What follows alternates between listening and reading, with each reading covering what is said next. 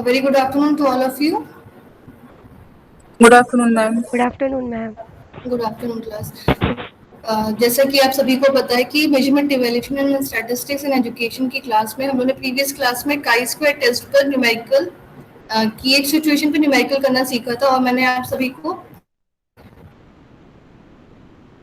Homework frame एक numerical दिया था। तो आज हम लोग उसी को पहले एक बार देख लेते हैं, उसको पूरा कंप्लीट कर लेते हैं, उसके बाद राज हम लोग के सामने प्रेजेंटेशन अपना देंगे। ठीक है, तो हम क्वेश्चन पे चलते। मैं आप लोगों के साथ अपना स्क्रीन शेयर कर रही हूँ।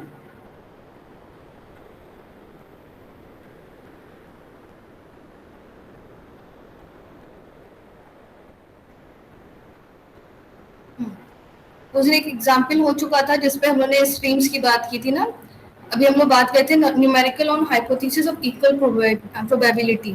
ठीक है, जब समान समान प्रायिकता की बात होती है उस केस के हम लोगों ने दो न्यूमेरिकल्स किए थे, जिसमें से एक हम लोगों ने कंप्लीट कर लिया था, एक हमने कहा था कि आप सभी लोग होमवर्क पे करोगे। तो इस होमवर्क में इस न्यूमेरिकल में ये बात थी कि एक डाइस था जिसको कि 132 टाइम्स क्या किया गया है, टॉस उसको उछाला गया है। और चूंकि डाइस में 6 नंबर्स होते हैं, आप सभी लोग जानते हो लूडो में हम लोग डाइस से खेलते हैं, तो उसमें 1 से लेकर 6 तक के नंबर्स होते हैं। 132 टाइम्स डाइस को उछाला गया है और देखा गया है कि कौन सा नंबर सबसे ऊपर आया है। तो जैसे कि आप देख सकते हैं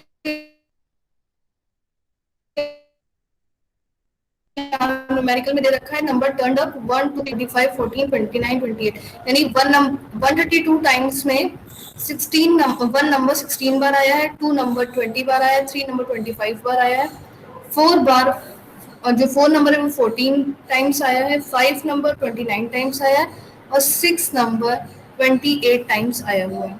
फिर हमने पूछा है कि इज द डाइस अनबायस्ड। क्या ये उन्होंने ऑब्जर्व क्या किया, ये पैटर्न ऑब्जर्व किया और वो पूछना चाह रहे हैं, रिसर्चर ये जानना चाह रहा है कि क्या डाइस अनबायस्ड है यानी फेयर है। ठीक है, तो इस केस में फेयर अगर कोई चीज जैसे कि आप सभी को पता है डाइस अगर फेयर होगा तो जितने भी चांसेस होंगे, जितने भी टाइम्स उसको थ्रो किया जाएगा, उसको उछाला जाएगा हवा में, तो उसमें जितने भी नंबर्स है यानी 1 से लेकर जो 6 तक के नंबर्स है सभी की चांसेस क्या होंगे, इक्वल इक्वल होंगे अगर डाइस आपका फेयर है। यानी कि अगर 132 टाइम्स डाइस को आपने क्या किया, थ्रो किया है, तो क्या होगा 1 2 3 4 5 6 की जो डिजिट्स हैं कितनी आएंगी 132 का जब आप 1/6 करोगे। 1/6 क्यों करेंगे, क्योंकि डाइस पे जो भी एक कोई नंबर है जैसे 1 की या 2 की या 3 की आने की प्रोबेबिलिटी कितनी, प्रायिकता कितनी है 1/6। ठीक है, प्रायिकता जैसे कि आप सभी लोग जानते हो प्रायिकता क्या होती है, प्रोबेबिलिटी क्या होती है, current event upon total events. ठीक है, जैसे अगर आपको निकालना है कि डाइस को छालने पर नंबर 1 के आने की प्रायिकता कितनी, तो नंबर 1 एक ही बार आ सकता है, एक समय पर एक बार आ सकता है, तो ऊपर 1 लिखेंगे। और टोटल इवेंट्स कितने हैं कि एक भी आ सकता है, 2 भी आ सकता है, 3 भी आ सकता है, 4 भी आ सकता है, 5 भी आ सकता है, 6 भी आ सकता है, यानी 6 इवेंट्स कर टोटली हो सकते हैं, तो इसीलिए इसको 1/6 कहते हैं। अब चूंकि यहाँ पर बोला गया है कि 132 टाइम्स थ्रो किया गया है और पूछा गया है कि डाइस अनबायस्ड है या फेयर है, तो उस केस में क्या करेंगे, क्योंकि फेयर है तो सबके हर नंबर के चांसेस क्या होने चाहिए, ये फ्रीक्वेंसी जो कि आप लोग ऑब्जर्व कर रहे हो 16 20 25 ये ना होके बराबर बराबर होनी चाहिए थी। यानी 132 टाइम्स को जो आप 6 से डिवाइड करोगे, 1/6 से डिवाइड करोगे तो जो वैल्यू आएगी वो एक्सपेक्टेड फ्रीक्वेंसी है। ठीक है, तो आप ये देखिए नंबर टर्न अप, यहाँ आप लोग देख सकते हो इस न्यूमेरिकल में यहाँ पर एक चार्ट इन्होंने बनाया हुआ है, नंबर टर्न अप 1 से लेकर 6 तक लिख दिया। ऑब्जर्व फ्रीक्वेंसी आपको न्यूमेरिकल्स में दे रखी है। एक्सपेक्टेड फ्रीक्वेंसी कैसे निकाली है, मैंने बताया था आप सभी को कि एक्सपेक्टेड फ्रीक्वेंसी क्या होती है, थ्योरेटिकल फ्रीक्वेंसी होती है या जो पहले से प्री डिसाइडेड होती है। अगर डाइस आपका फेयर है, अनबायस्ड है, तो सभी नंबर्स के आने के चांसेस इक्वल इक्वल होते हैं। ठीक, टोटल चांसेस 132 है और हर नंबर के आने का चांस कितना है 1/6। तो आप क्या करोगे 132 को 1/6 से मल्टीप्लाई करोगे या कह सकते 32 फ्रीक्वेंसी सभी की आप देख सकते हो कितनी आगे 22 फ्रीक्वेंसी है, एक्सपेक्टेड फ्रीक्वेंसी है। हमने जब प्रीवियस क्लास में एक न्यूमेरिकल किया था, जैसा कि जिसकी टेबल ये बनी थी, जैसे आप देख सकते हो ये ऑब्जर्व फ्रीक्वेंसी थी, यहाँ पर आपकी ऑब्जर्व फ्रीक्वेंसी आ जाएगी। एफ की जगह आप 22 लिखोगे, ठीक है।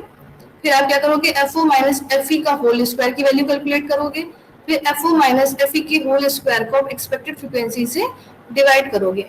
फिर जो हर हर इवेंट के लिए, जैसे 1 नंबर के लिए, 2 नंबर के लिए, 3 नंबर के लिए, सबके लिए ये काई स्क्वायर की वैल्यू आ जाएगी। आप क्या करोगे, इन सभी को जब एड ऑन करोगे तो जो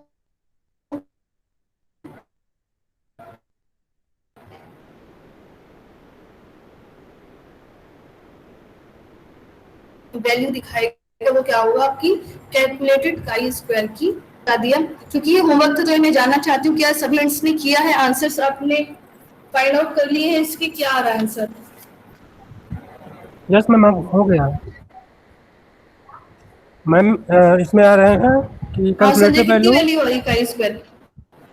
मैम कैलकुलेटेड वैल्यू आ रही है 8.96, जबकि जो है टेबलेटेड वैल्यू 11.07 है। इसलिए मैम ये हाइपोथेसिस इज अच्छा एक्सेप्टेड। संजय ने बहुत सही। हाइपोथेसिस कभी भी नल हाइपोथेसिस को हम लोग एक्सेप्टेड नहीं कहते हैं। अगर आप लोग क्लासिकल बुक्स पे देखो तो बोला जाता है कि null hypothesis can not be rejected, या हम हमेशा कहते हैं null hypothesis is retained, accepted नहीं बोला जाता है। ठीक है, आप लोग बुक्स में जो यहाँ अभी जो मतलब हम लोग बुक्स देखे तो उसमें एक्सेप्ट किया जाता है, लेकिन अगर आप लोग क्लासिकल बुक्स देखो रिसर्च की, तो उन सभी में बोला जाता है कि नल हाइपोथेसिस या तो रिजेक्ट होती है या रिटेन्ड होती है, या उसको क्या कहते हैं, इसको ऐसे बोला जाता है, उसका टेक्निकल टर्म ऐसे बोला, can not be rejected because of जो भी आपका जो भी आपकी वैल्यू आई, जो भी आपका इंफ्लुएंस है, या जो भी जिसके आधार पे आप ये उसको होता है। ठीक है, तो मैं वीरेंद्र, आंसर आया आपका? यस मैम, आ गया है। कितनी वैल्यू आई बेटा? हमारी मैम काई स्क्वायर कैलकुलेटेड 9 आई है और टेबुलेटेड वैल्यू राउंड फिगर किया है? 11.070। जी मैम। अच्छा, राउंड फिगर किया ना, चलो ठीक है।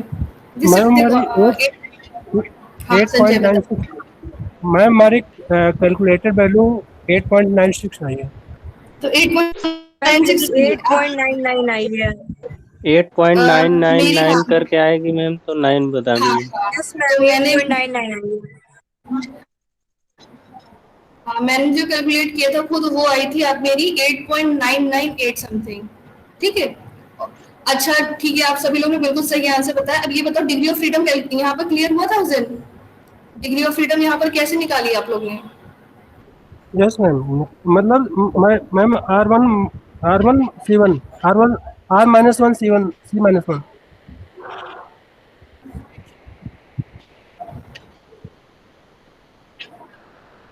ये तो कैसे R-1 और C-1 कैसे करेंगे, इसमें तो जीरो हो जाएगा क्योंकि वो तो एक ही है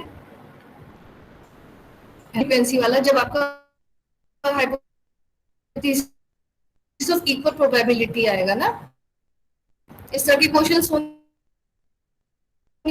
जिसमें केवल एक रो है, तो वहां पर सिंपली आपको क्या करना है, जितनी भी कैटेगरीज है, ठीक है, जितनी भी कैटेगरीज है उसमें से 1 माइनस कर दोगे। जैसे यहाँ पर क्या था, जितने भी कैटेगरीज हैं, जितने भी इवेंट्स है, आप लोग ये देखो, उसको यहाँ पर देखो, यहाँ पर एक इवेंट्स कौन कौन मैम आपकी आवाज से, बहुत 1 ब्रेक 2 हो 3 रही है। 4 5 कैटेगरीज, मैम स्लाइड भी नहीं शो हो रही है, आवाज बहुत 6 में ब्रेक। से क्या करेंगे, जितने मैम भी आपकी कैटेगरीज आवाज बहुत ब्रेक हो होंगी रही है और उसमें से स्लाइड वन भी नहीं शो 6 हो रही है। माइनस 1 यानी 5 डिग्री ऑफ नेटवर्क थोड़ा सा प्रॉब्लम है। मैं एक बार फिर से शेयर करती हूँ क्या हो रहा है। हाँ, मेरा नेटवर्क प्रॉब्लम हो गया, मैं अपने स्पॉट से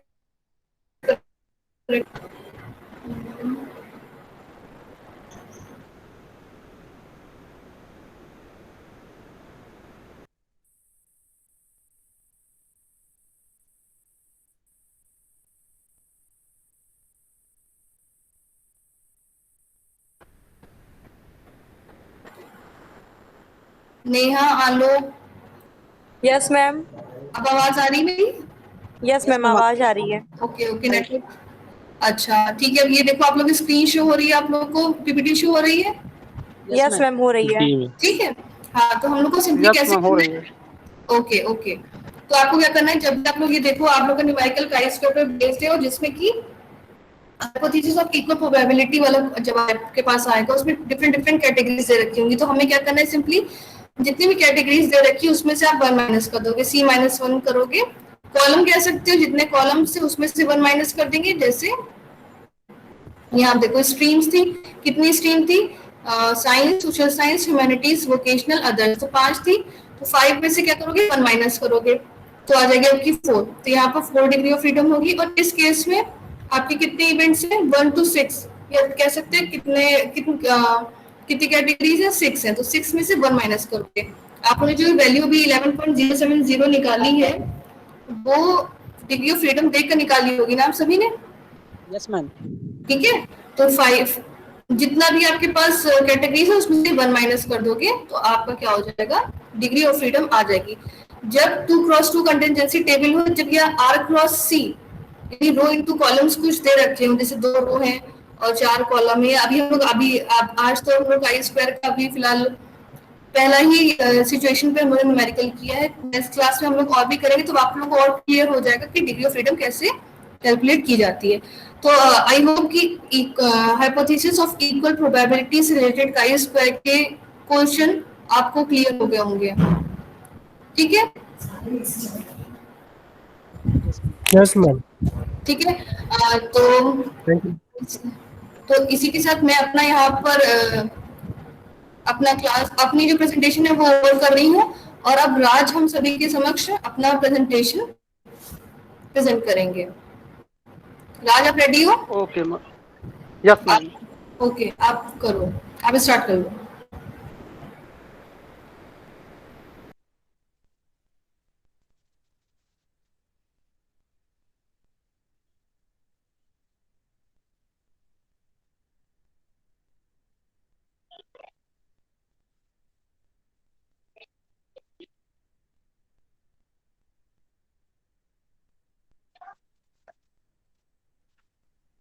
पीपीटी शो हो रही है भाई? हाँ सर, हो रही है। हो रही। यस ठीक ये है। Good afternoon ma'am. Good afternoon sir. Class. Good afternoon. जैसा कि measurement, evaluation and statistics in education subject के अंतर्गत हमारा टॉपिक है एनपीसी इट्स एप्लीकेशन। इसके अंतर्गत हम इसकी विषय सूची को देखेंगे।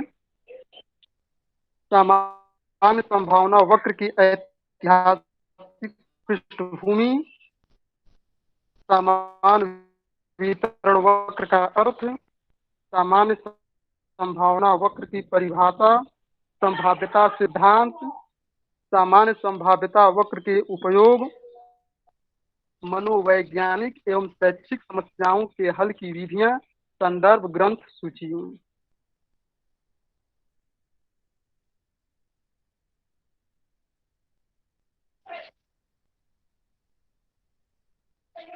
सामान्य संभावना वक्र की ऐतिहासिक पृष्ठभूमि। आवाज जा रही है? हाँ आ रही है, आवाज आ रही। हमारी आवाज जा रही है आप लोग के यहाँ? यस सर, आ रही है। यस सर, आ रही और है। स्लाइड स्लाइड शो हो रही है? शो हो रही है। Yes sir. स्लाइड शो हो रही है? Yes sir. सामान्य संभावना वक्र की ऐतिहासिक पृष्ठभूमि। सामान्य संभावना वक्र एक सैद्धांतिक, आदर्श एवं गणितीय वक्र है। जो एनपीसी होता है यह एक सिद्धांत पर आधारित होता है और यह गणित के क्षेत्र में प्रयोग किया जाता है, इसलिए यह एक गणितीय वक्र है। इसे बहुधा सामान्य वक्र या एनपीसी द्वारा संबोधित किया जाता है। जो सामान्य संभावना वक्र होता है इसे एक एनपीसी घंटे आकार की शेप होती है, उसी के द्वारा इसे संबोधित किया जाता है।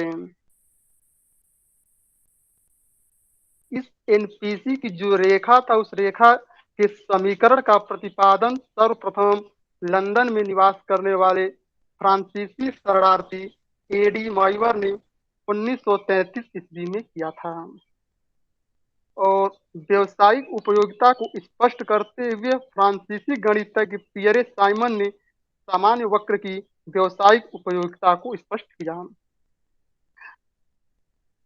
इस एनपीसी का सर्वप्रथम गणित के क्षेत्र में प्रयोग जर्मनी के खगोलशास्त्री गॉस ने किया था।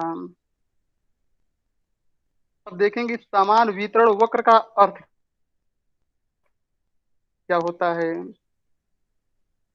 जब किसी परीक्षण प्राप्तांकों के आधार पर आलेखीय वक्र में प्राप्तांक मध्यमान से दोनों ओर एकदम समान रूप से वितरित होते हैं तो प्राप्तांकों के इस प्रकार के वितरण को सामान्य वितरण कहते हैं। जैसे फिगर आप लोगों को दिखाई दे रहा है। Yes sir, yes sir. तो जैसे इस फिगर में ये जो एनपीसी जो बनाया गया है यह एक घंटे के आकार का इसकी आकृति है, जिसमें इसके बीचों बीच जो जीरो है वो मीन को शो कर रहा है और मीन के राइट साइड में 50% और लेफ्ट साइड में 50% जो है ये इक्वल दर्शाता है, जिसे समान वितरण वक्र कहते हैं। सामान्य संभावना वक्र एक ऐसा सैद्धांतिक आदर्श एवं गणितीय वक्र है जिसके प्राप्तांक मध्यमान के दोनों ओर एकदम समान रूप से वितरित होते हैं। इसकी कुछ परिभाषाएं देख लेते हैं। जैसे जेपी गिलफोर्ड के अनुसार सामान्य संभाव्यता वक्र की परिभाषा भली भांति सुनिश्चित रूप से की जाती है और इसका स्वरूप भी सुनिश्चित है। यह एक गणितीय वक्र होता है जिसके वितरण का जो मध्यमान होता है वो शून्य होता है और प्रमाणिक विचरण का जो मान होता है वो 1 होता है।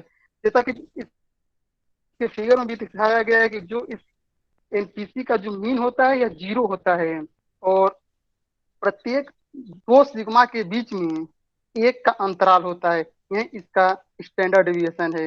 जैसे 1 है और 2 है, इसके बीच में इसका स्टैंडर्ड डिविएशन 1 हो गया। 2 है और 3 है, इसके बीच में 1 इसका प्रमाप विचलन है।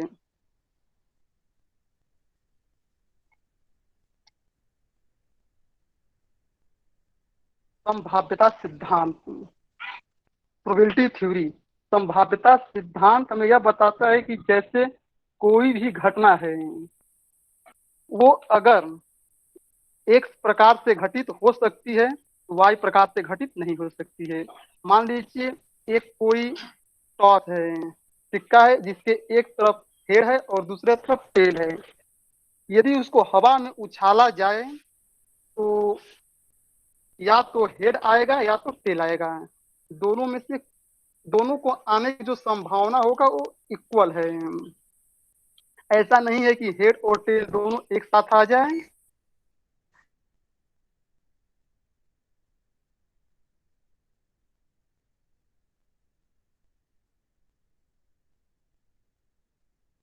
सर आपकी आवाज नहीं आ रही है। प्रकार से घटित आवाज नहीं आ रही है। अब आने लगी है। अब आने लगी है। जी। जैसे मान लीजिए जो संभाव्यता सिद्धांत होता है। हाँ सर आवाज आ रही है। यस सर आ रही है। ठीक, तो जो संभाव्यता सिद्धांत हमें यह सिखाता है कि जैसे कोई घटना है उसके घटने की जो संभावनाएं होती हैं एक समान होती हैं। जैसे मान लीजिए कोई टॉस हो गया है, यदि उसको हवा में उछाला जाए तो या तो हेड आएगा या टेल आएगा। ऐसा नहीं है कि वो हेड और टेल दोनों एक साथ आ जाए या फिर, इसलिए या तो वो हेड आएगा या तो टेल आएगा। उसी प्रकार यदि वो हेड आएगा तो टेल नहीं आएगा और यदि टेल आया तो हेड नहीं आएगा। तो घटना जो घटने की संभाव्यता या संयोग होगा उसे हम कहेंगे X upon X plus Y तथा घटना न घटने की जो संभावना है। Raj yes ma'am. बेटा हाँ मैम। पीपीटी प्रॉपर शो नहीं हो रही है उस पे स्क्रीन पे, आप देखो जरा एक बार चेक करो। मैम ये जो संभाव्यता सिद्धांत पर पीपीटी शो नहीं हो रही है मैम। Hello ma'am. हाँ आप दिख रही है सर। जो संभाव्यता सिद्धांत की जो हमारी पीपीटी है वो शो हो रही है कि नहीं हो रही है? शो सर हो रही हाफ दिख रही है। पीपीटी शो हो रही है लेकिन पूरी पीपीटी शो नहीं हो रही है। आप उसको टैप कीजिए आपका सिद्धांत ताकि पूरी पूरी नहीं मतलब शो हो पूरी रहा है। नहीं हो रही, आधी हो रही है। हमारे में तो पूरी हो रही है। आ, दिखाई दे रही है आपके यहाँ? पूरी नहीं दिखाई दे रही है आधी मतलब? आधी दिख रही है। जैसे जो उदाहरण लिखा हुआ है, उदाहरण आपको दिखाई दे रहा है कि नहीं? उदाहरण के नीचे का हिस्सा नहीं दिख रहा है। राज आपकी स्क्रीन शो नहीं हो रही, स्लाइड शो नहीं हो रही है बिल्कुल भी। आप लैंडस्केप मोड में लगाओ इसको। मैम एक स्क्रीनशॉट भेज दो मैम कोई। वहीं तो लगाए हैं। किस चीज की स्क्रीनशॉट? शो नहीं हो रही आपकी स्लाइड, ये कह रहे हैं या तो दोबारा कनेक्ट कीजिए या फिर सर दोबारा कनेक्ट कर लीजिए। ठीक ठीक ठीक।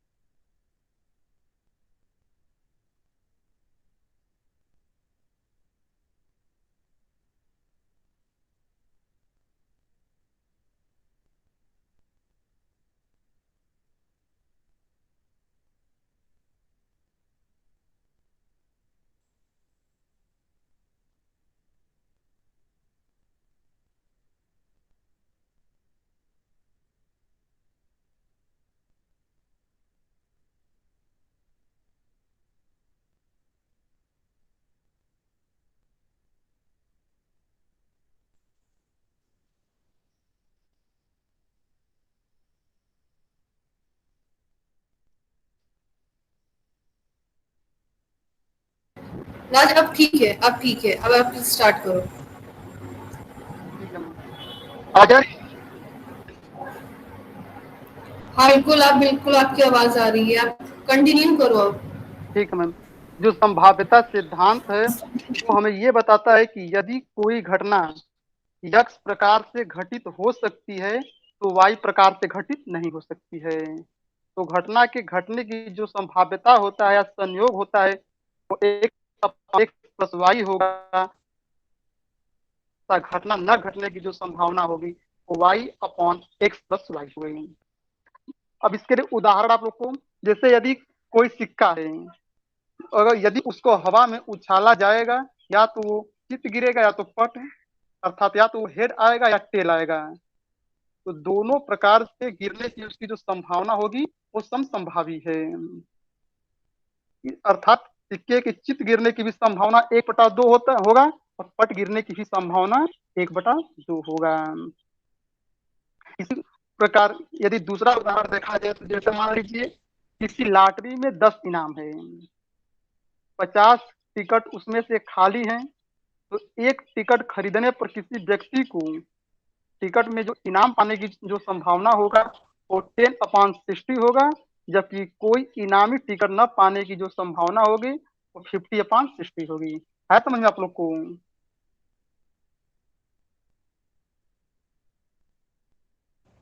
Yes sir. हेलो आलोक सर। आ रहा है सर, आ रहा है समझ में। आवाज नहीं जा रही क्या? आ रही है सर, आ रही समझ में, आ ये वाला रहा उदाहरण आपको समझ में आ रहा है? किसी लॉटरी वाला है, आ रही है। जा रही है सर। कंटिन्यू करो, कोई प्रॉब्लम होगी तो हम है बताने के लिए आपको, ठीक है? आप बाबा पूछते हो ना तो और बीच में डिस्टर्बेंस हो रहा है, आप पढ़ाते रहो, कोई दिक्कत आएगी तो मैं बताऊंगी आपको। ठीक है मैम, ठीक है मैम, ठीक है मैम। जैसे मान लीजिए ताश के एक ताश होते, ताश के गेम में जो पत्ते होते उस पत्तों की संख्या 52 होती हैं। उन 52 पत्तों में से अगर किसी भी पत्ते की जो होते हैं निकलने की संभावना क्या होगा? 1/52 होगा। इसलिए संभाव्यता समानुपात का जो सूत्र होता है उसका फार्मूला है कि वांछित परिणाम बटा में संपूर्ण परिणामों की संख्या। संभाव्यता समानुपात सदैव दो सीमाओं 0, 0 और 1 के बीच में होती है। जैसे मान लीजिए आकाश के गिरने की जो संभाव्यता होता है 0, 0 होता है, और जो जीवित व्यक्ति हैं वो कभी न कभी अवश्य मरेंगे, इसलिए इसकी जो संभाव्यता है वह 1.00 होता है। इन दोनों सीमाओं के बीच संभाव्यता की अभिव्यक्ति हो सकती है। इसी प्रकार गैलरी ने भी इस संदर्भ में कहा है कि अन्य समान घटनाओं में से एक घटना के घटित होने की संभावित पद्धति के रूप में संभाव्यता को परिभाषित किया जाता है। तो सामान्य संभाव्यता वक्र का उपयोग देखते हैं। इसके उपयोग में अभी पिछली क्लास में काजल मैम ने इसके 2 उपयोग को बता दी। किसी वितरण में दिए गए प्राप्तांक से अधिक या कम अंक पाने वाले छात्रों की संख्या ज्ञात करना, और किसी वितरण में दिए गए 2 प्राप्तांकों के मध्य अंक प्राप्त करने वाले छात्रों की संख्या ज्ञात करना। तो हम आप लोग को आज और अभिषेक सर ने 5वां नियम बता दिए कि किसी वितरण को इस प्रकार से कुछ उप वितरणों में विभाजित करना कि प्रत्येक उप वितरण में योग्यता का प्रसार बराबर हो। तो तीसरा और चौथा जो इसका उपयोग है वह अभी बाकी है, जिसे हम आप लोग को आज बताएंगे। तीसरा है कि किसी वितरण में किसी विशेष स्थिति वाले छात्रों के लिए प्राप्तांक सीमाएं ज्ञात करना। अभी आप लोग पहले और दूसरे नियम में आपको प्राप्तांक दिए रहते थे, उनके ऊपर या उनके नीचे या उनके बीच में प्राप्तांक पाने वाले, देखिए अब इसमें छात्रों की संख्या या प्रतिशत दिया है और प्राप्तांक ज्ञात करना है। तो चलते हैं।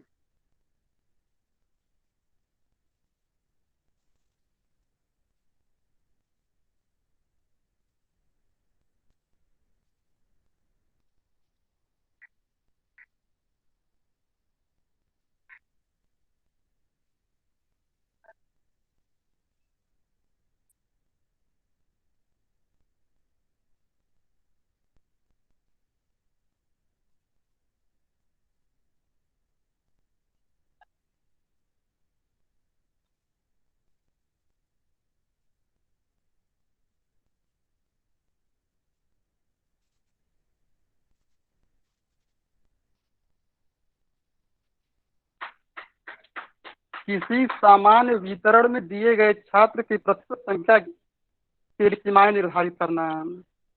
अब इसमें सबसे पहले हम उदाहरण देखेंगे जिससे समझ में आ जाएगा। उदाहरण है कि जैसे मान लीजिए 600 छात्रों के एक समूह पर एक परीक्षण प्रशासित किया गया है।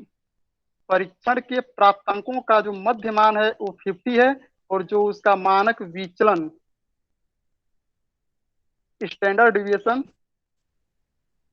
10 है।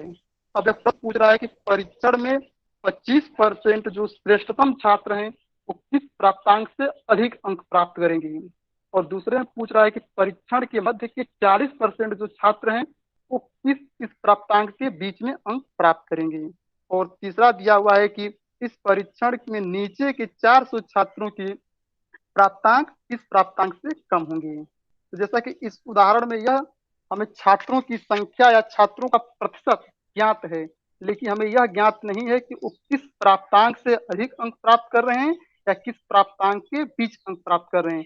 यहाँ हमें प्राप्तांक ज्ञात करना है।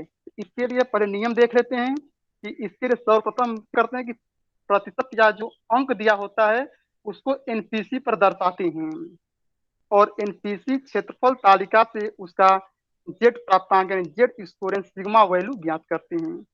तो देखिए इसको दर्शाते हैं फिगर आपको दिखाई दे रहा है ना।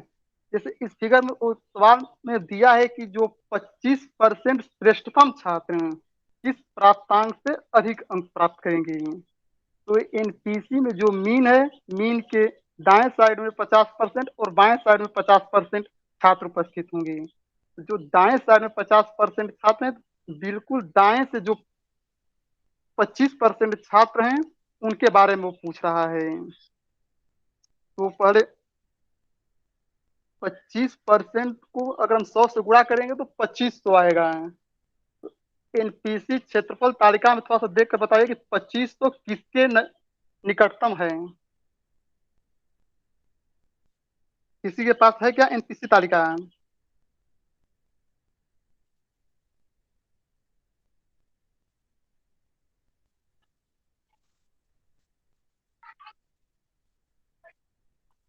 चौबीस छियासी 2486 ठीक है। 2486 का जो सिग्मा वैल्यू है वो मतलब जो सिग्मा वैल्यू है कितना है 0.67 सर। हाँ सर इतना ही 0.67। 6 राज, अब हमें यस मैम। बेटा आज आप प्रेजेंटेशन दे रहे हो और आप वैल्यूज अब स्टूडेंट से पूछ रहे हो। मैम हमारे यहाँ मैम हम तो बुक लिए हैं मैम, अब उन लोग के पास पता नहीं है कि नहीं है और उसका हम इसमें लगा नहीं पाए हैं मैम ना। आपको साथ में एनपीसी की डेबिट शो करनी चाहिए। चलिए कोई बात नहीं, आगे बढ़िए। मैम बहुत पहले बना चुके थे तो हमें जानकारी नहीं था कि उसको भी लगाना है। ओके तो ठीक है। तो 0.67।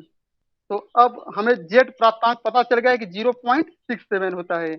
अब इस कंडीशन में अब हमें मूल प्राप्तांक यानी एक्स की वैल्यू ज्ञात करना है। पहले और दूसरे नियम में हमें क्या था कि जेड की वैल्यू ज्ञात करते थे। तो जेड की वैल्यू ज्ञात करने के लिए जो फार्मूला होता था वो था उसको यूज करते थे, लेकिन अब यहाँ पर हमें मूल प्राप्तांक जो एक्स है उसको ज्ञात करना है। मूल प्राप्तांक एक्स का फार्मूला होता है M plus S D value into S D. जो यहाँ पर यम होता है वो उसका मीन होता है, और जो स्मॉल एस डी वैल्यू है इसका मतलब जो जेड प्राप्तांक प्राप्त हुआ है, इंटू जो कैपिटल एस डी है इसका मतलब है कि जो हमारे सवाल में जो मानक विचलन दिया हुआ है। तो हमारे पास जो सवाल थे उसमें सवाल पर चलते हैं। इसमें दिया था कि जो मध्यमान है वो 50 है और जो मानक विचलन है वो 10 है। तो x बराबर जो मध्यमान यानी यम जो है वो 50 प्लस जो एस डी वैल्यू जो अभी हमें प्राप्त हुआ है 0.67 इंटू जो मानक विचलन सवाल में दिया हुआ है 10 इंटू 10। तो अब x बराबर 50 प्लस जब 0.67 का मल्टीप्लाई करेंगे 10 में तो आ जाएगा 6.7।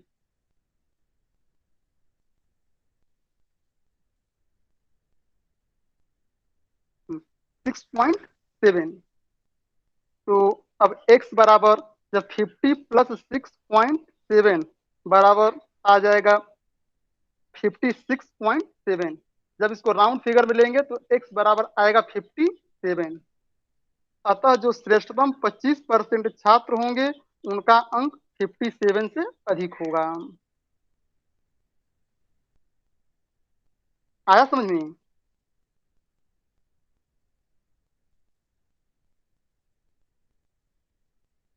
दूसरा देखते हैं।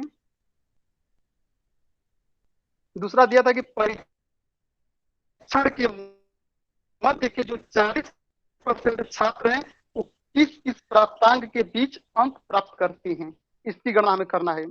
जो परीक्षण के जो 40% छात्र हैं तो 40 का आधा 20% छात्र, जैसे फिगर है, मीन के दाएं साइड में 20% और बाएं साइड में 20% हो जाएंगे।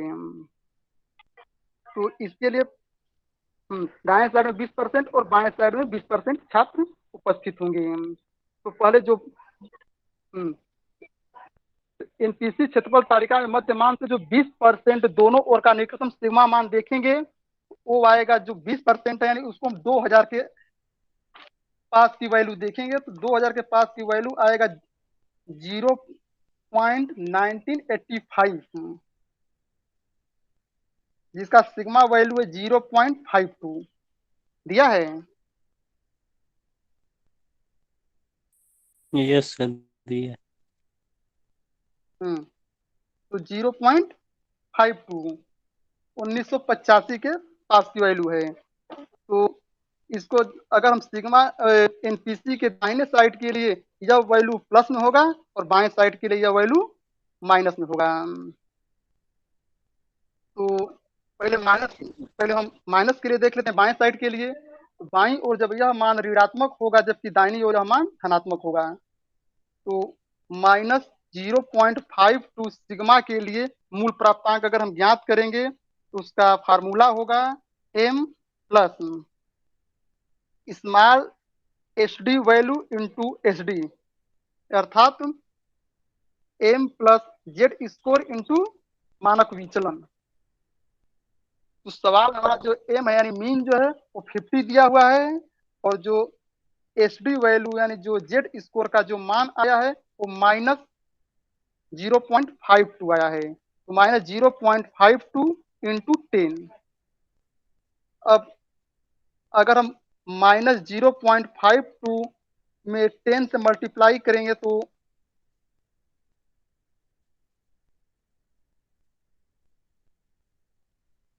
हाँ 10 से मल्टीप्लाई करेंगे तो 5.2 हो जाएगा।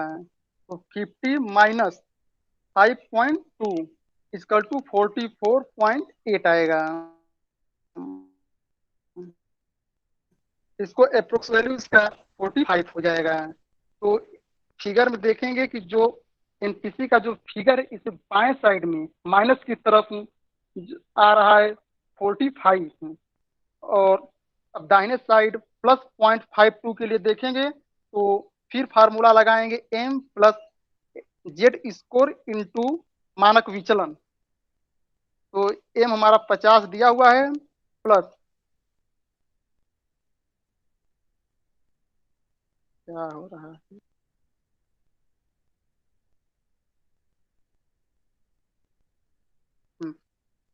50 दिया है तो 50 प्लस 0.52 इंटू 10। जब 0.52 में 10 से मल्टीप्लाई करेंगे तो 5.2 हो जाएगा। तो 50 प्लस 5.2 करेंगे तो आएगा 55.2, जिसका अप्रोक्स वैल्यू मान लेंगे 55। अतः मध्य के जो 40% जो छात्र होंगे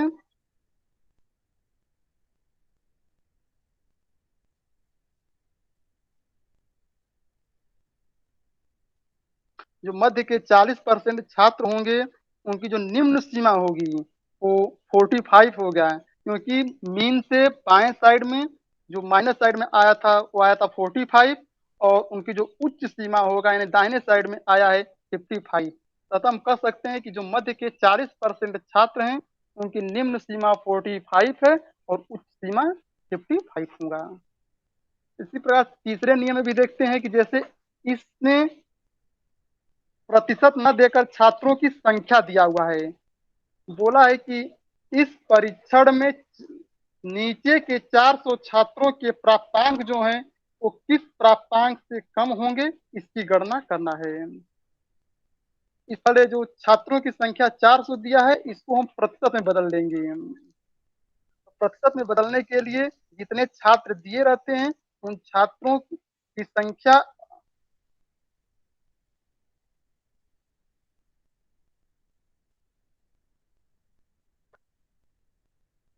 जितने छात्र दिए रहते हैं उन छात्रों की संख्या बटा में टोटल छात्र कर देंगे, इंटू 100 कर देंगे। तो 400 छात्र दिया हुआ है, टोटल छात्रों की संख्या है 600, तो 400 बटा में 600 गुणते 100 करेंगे।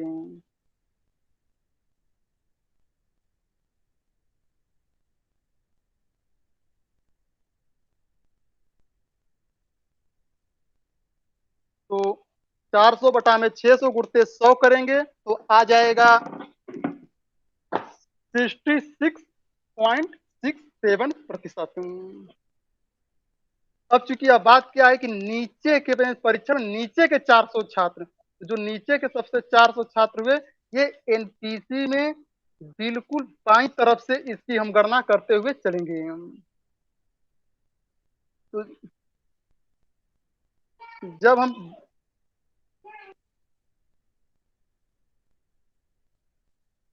तो जो प्राप्त प्रतिशत हमको प्राप्त हुआ, जब इसको एनपीसी में हम बिल्कुल बाएं साइड से चलेंगे तो बाएं साइड में जो माइनस जो मीन से 50% होता है वो पूरा हो जाएगा और जो बचेगा 16.67 यह मीन से दाहिने साइड में धनात्मक दिशा की ओर जाएगा।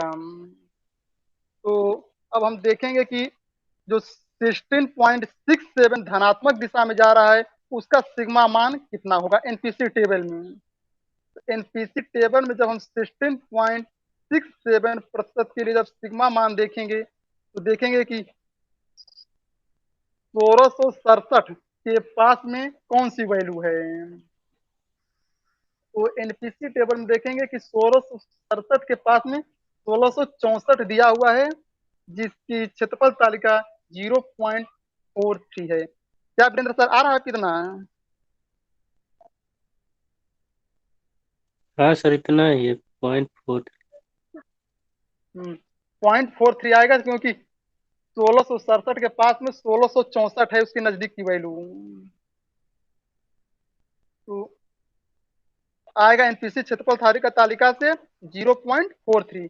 ये 6 गलती से लिख दिया गया, इस 6 को मतलब ध्यान में दीजिएगा आप लोग, ये 0.43 ही होगा।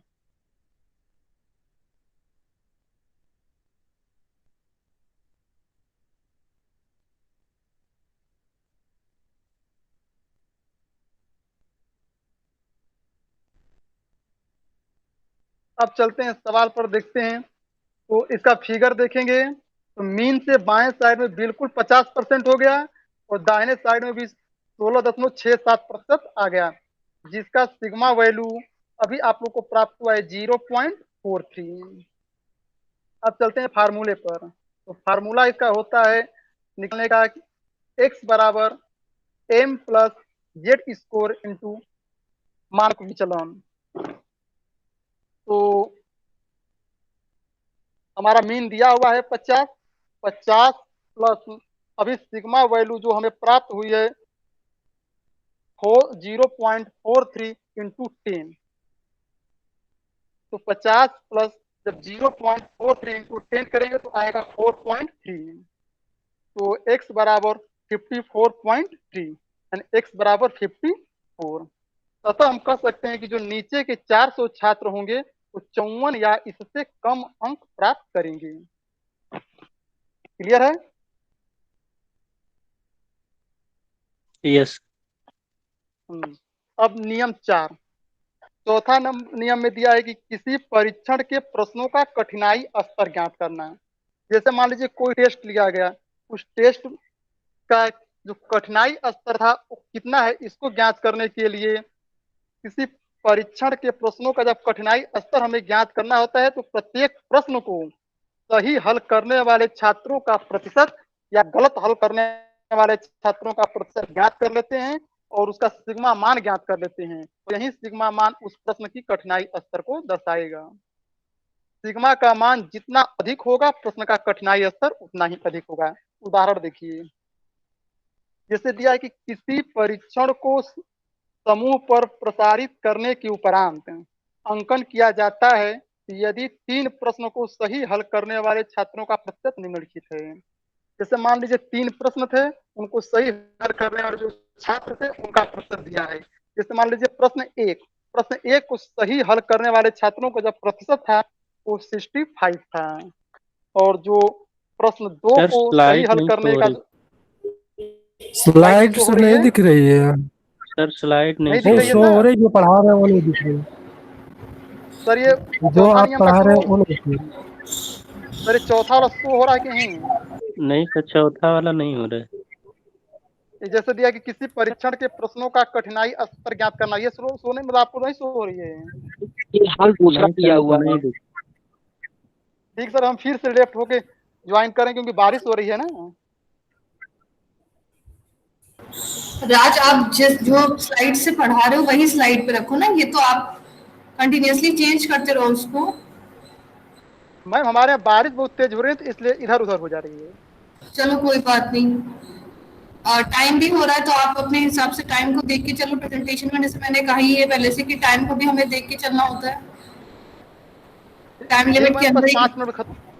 Okay okay. मैम 5 मिनट में खत्म, मैम 5 मिनट में ठीक है खत्म हो राज, जाएगा। ठीक है राज, आप आराम से करो लेकिन थोड़ा सा ध्यान रखना चाहिए। ठीक है मैम।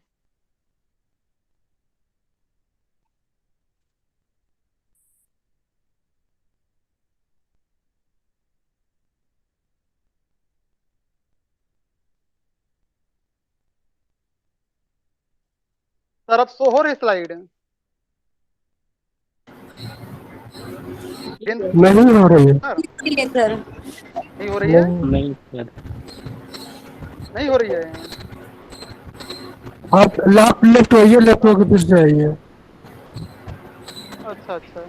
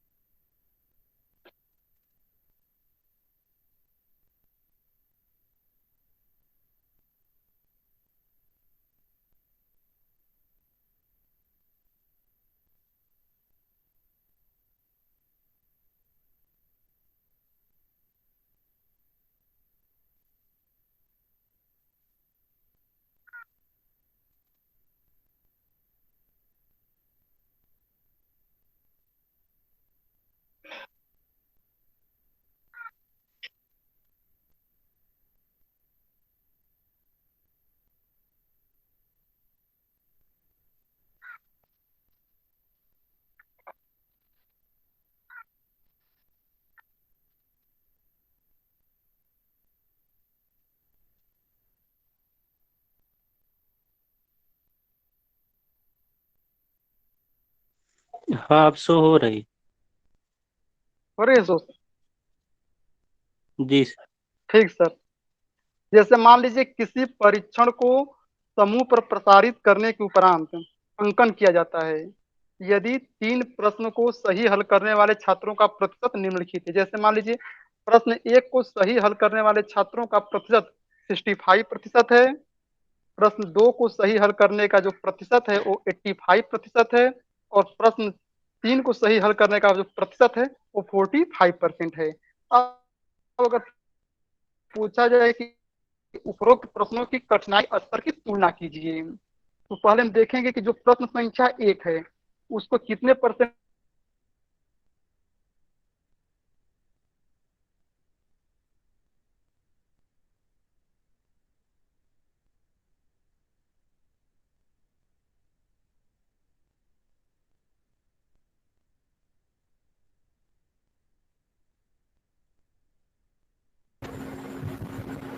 है उसको सही हल कर दिए।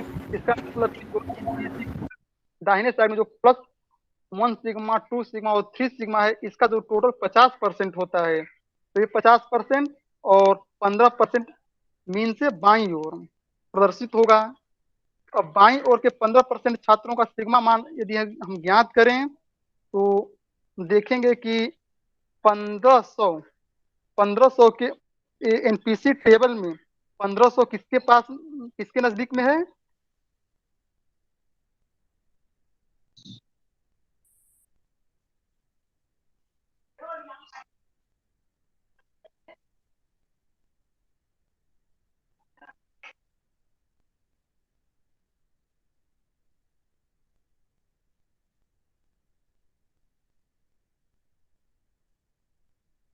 तो 15% बाईं ओर जो प्रदर्शित होगा, तो 15% छात्रों का जो सिग्मा मान है वो आएगा 0.39। सारा आप लोग का 0.39 आएगा, 0.39 सिग्मा। और इसी प्रकार अगर हम प्रश्न 2 को देखेंगे तो प्रश्न संख्या 2, इसको 85% छात्रों ने सही हल किया है। तो जब 85% छात्रों को एनपीसी टेबल पर दर्शाएंगे तो इसमें दाहिने साइड में 50% और बाएं और मीन से बाएं साइड में भी 35% छात्र प्रदर्शित होंगे। बाईं ओर का जो 35% छात्र हैं उनका सिग्मा मान आएगा -1.04 सिग्मा, -1.04 सिग्मा आएगा।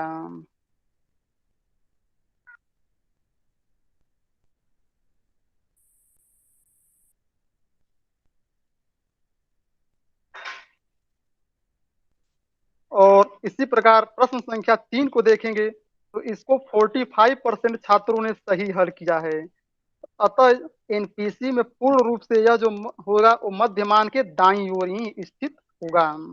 जब यह मध्यमान के दाईं ओर स्थित होगा तो दाईं ओर टोटल 50% होता है, जिसमें से 45% छात्रों ने सही हल किया। तो कितने परसेंट छात्रों ने सही हल नहीं किया? तो 5%, यानी 50 - 45 कर देंगे तो आएगा 5% छात्रों ने उसको सही हल नहीं किया हो। तो 5% को अगर हम एनपीसी टेबल में देखेंगे तो आएगा +1.3 सिग्मा, +0.13 सिग्मा आएगा, +0.13 सिग्मा। अब हम इसको देखेंगे तो चूंकि जो प्रश्न 3 का जो सिग्मा मान है यह प्लस में आया है, +0.13 सिग्मा, जो सबसे अधिक है। और यही अगर हम देखें तो एक आया है -1.04 सिग्मा, जो प्रश्न संख्या 2 का जो सिग्मा मान आया था वो आया था -1.04 सिग्मा, जो सबसे कम है। इसलिए यह प्रश्न जो है सबसे कम कठिन है। और जो प्रश्न संख्या 1 है इसका सिग्मा मान आया था -0.39 सिग्मा। इसलिए यह जो है प्रश्न संख्या 2 और प्रश्न संख्या 3 के बीच का है। अतः प्रश्न 1 जो है वो मध्यम कठिनाई स्तर का होगा, और जो प्रश्न संख्या 3 है यह सबसे अधिक कठिन होगा, और जो प्रश्न संख्या 2 है ये सबसे कम कठिन है, और जो प्रश्न संख्या 3 है वो सबसे अधिक कठिन है। मैम हो गया? ओके, राज ने आज बहुत कोशिश की अच्छा पढ़ाने की, लेकिन थोड़ा सा टेक्निकल इशू की वजह से थोड़ा सा इफेक्टिवनेस पर प्रभाव पड़ा, लेकिन कोई बात नहीं, एक अच्छी कोशिश थी। राज ऐसे ही आप और आगे जब प्रेजेंटेशन करोगे तो और उसमें अपने करेक्शंस करते जाना और अच्छे से करना। बाकी अगर किसी को कोई भी क्वेरी है जो आज राज ने पढ़ाए हुए एनपीसी के एप्लीकेशंस, उसमें किसी को क्वेरी वो पूछ सकता है। हाँ, पूछ सकता है।